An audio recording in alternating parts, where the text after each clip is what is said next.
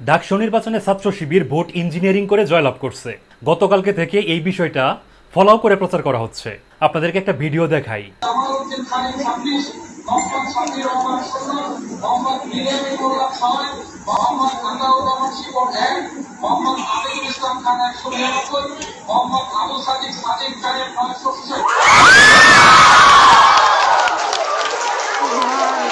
শিক্ষার্থীদের এই উল্লাসই বলে দিচ্ছে ছাত্র শিবিরকে জয়লাভ করতে ভোট ইঞ্জিনিয়ারিং করতে হয় নাই।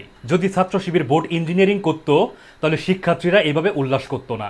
গত 5 আগস্টের পর আপনারা যারা ভাবতেছিলেন জাতীয় নির্বাচন হয়ে গেলেই আপনারা মন্ত্রী এমপি হয়ে যাবেন, ডাকসু নির্বাচন তাদের জন্য জ্বলন্ত এক উদাহরণ। আপনারা একদিকে মুক্তিযুদ্ধের চেতনার কথা বলেন, অন্যদিকে দর্শন, চাঁদাবাজি এবং লুটপাট করেন। স্বাধীনতার 53 বছর পর আইসা এসব চেতনার খাবে না, তার উদাহরণ হচ্ছে ডাকসুতে আপনাদের ভরাডুবি।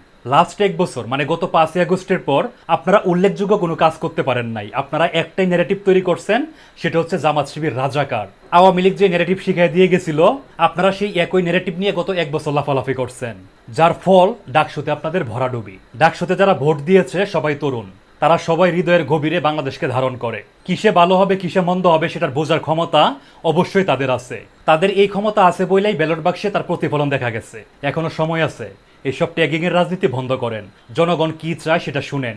দর্শন, চাঁদাবাজি, লুটপাট সেগুলো থেকে সরে আসেন, নয়তো ডাকসুতে আপনাদের যেভাবে ভরাডুবি হয়েছে জাতীয় নির্বাচনেও ঠিক একইভাবে আপনাদের ভরাডুবি হবে। কিছুক্ষণ আগেও নিউজ দেখতেছিলাম, মির্জা আব্বাস সাহেব বলতেছে জামাত শিবির আওয়ামী লীগের সাথে তলে তলে আতাত করে তাদের ভোট নিয়ে ডাকসুতে জয়লাভ করছে।